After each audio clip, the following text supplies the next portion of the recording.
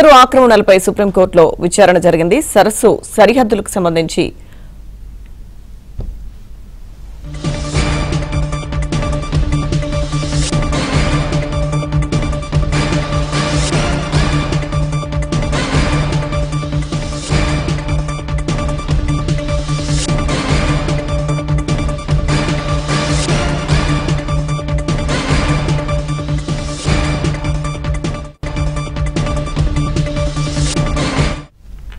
కొల్లేరు ఆక్రమణలపై సుప్రీంకోర్టులో విచారణ జరిగింది. సరస్సు సరిహద్దులపై గత ఏడాది డిసెంబర్లో జరిగిన విచారణ తర్వాత చేపట్టిన కార్యాచరణను ఏపీ ప్రభుత్వం న్యాయస్థానం దృష్టికి తీసుకొచ్చింది.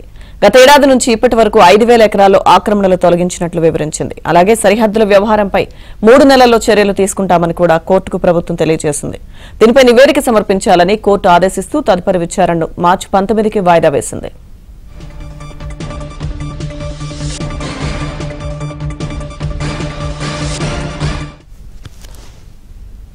కొల్లేరు ఆక్రమణలపై సుప్రీంకోర్టులో విచారణకు సంబంధించి పూర్తి సమాచారం మా ఢిల్లీ బ్యూరో చీఫ్ కృష్ణ అందిస్తారు.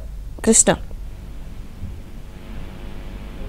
లక్ష్మీదుర్గ కొల్లేరు సంబంధించి ఈరోజు సుప్రీంకోర్టులో విచారణ జరిగింది.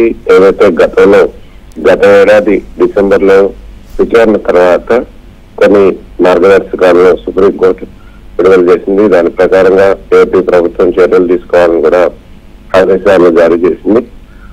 గత ఏడాది డిసెంబర్ లో విచారణ తర్వాత చేపట్టినటువంటి కార్యాచరణ ప్రణాళికను సుప్రీంకోర్టుకి ఏపీ ప్రభుత్వం ఈ రోజు తీసుకొచ్చింది. అంతేకాకుండా 3 నెలల్లో కొల్లేరు ఆక్రమణలపైన చర్యలు తీసుకుంటామంటూ కూడా సుప్రీంకోర్టుకి ఏపీ ప్రభుత్వం నివేదించింది. కొల్లేరు సరిహద్దులు వచ్చే 3 నెలల్లో ఖరారు చేయనున్నట్లు కూడా రాష్ట్ర ప్రభుత్వం సుప్రీంకోర్టుకి ఈ రోజు అఫిడవిట్ రూపంలో అందజేసింది.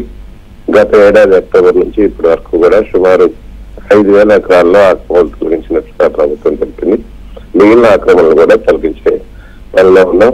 అంతేకాకుండా రాష్ట్ర ప్రభుత్వం ఇచ్చినటువంటి అఫిడవిట్ ను పరిశీలించినటువంటి సుప్రీంకోర్టు తదుపరి నివేదికను దాఖలు చేయాలని కూడా ఆదేశించింది.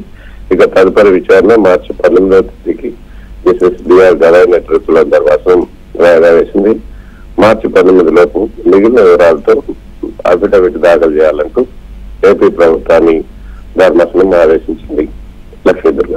Thank you Krishna.